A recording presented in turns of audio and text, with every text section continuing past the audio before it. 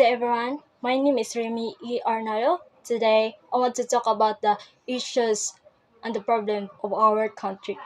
These problems are not just in the news. They affect real people every day. We see ghost flight control projects that never get finished, substandard infrastructures that fall apart, and higher taxes that make life hard for many Filipinos. My main point is this issue comes from corruption, poor governance, and lack of accountability. But instead of just complaining, we must take action and demand change. In this speech, I break down each issue, share my stand, and offer recommendation. By the end, I remind us why there's still hope for a brighter future. Let's start with the ghost flight control projects.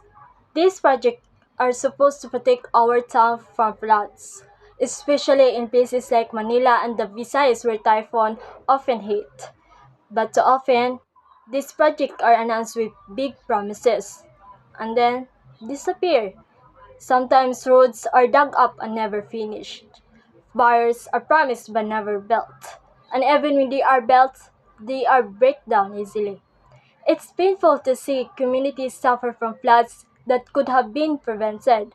Corruption is stealing our money, our safety, and our future. We deserve better. Billions of pesos are lost to corrupt officials and contractors while they are enjoying the wealth.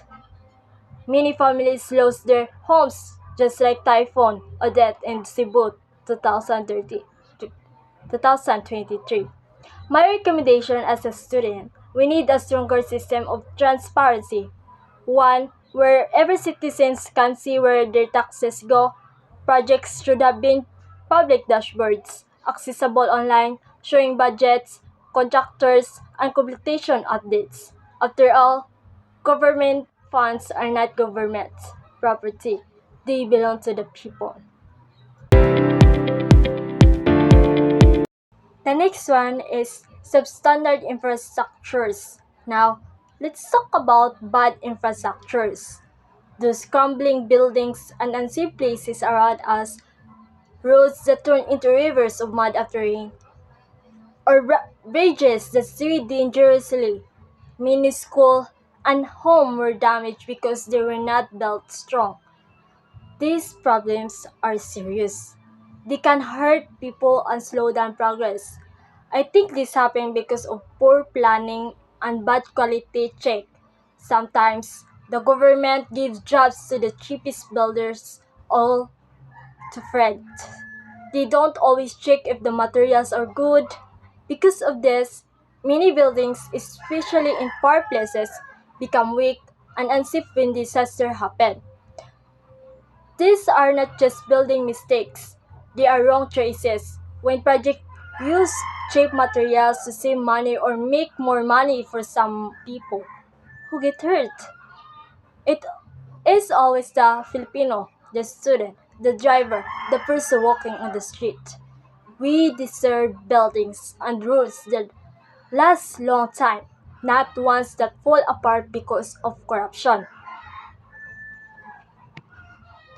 My recommendation is local governments should strictly monitor infrastructure projects from start to finish. Let's involve independent engineers, citizen watchdogs, and local media in the inspection process.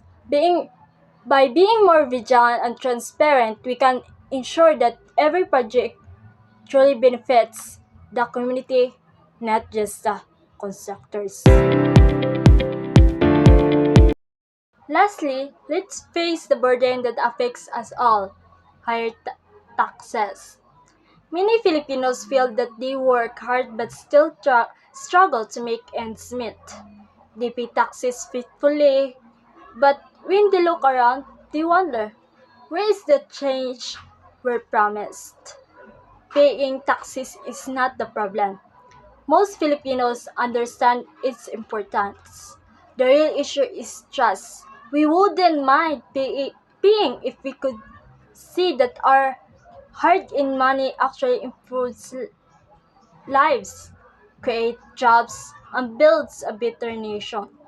My recommendation: the government should focus on efficient spending and progressive taxation, meaning those who earn more should contribute more, and the struggle should be supported.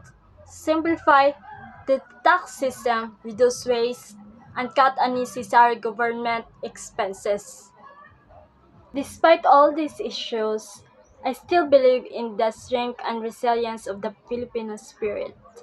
Time and again, we have shown that we can rise above challenges, from natural disasters to political turmoil. Awareness is growing.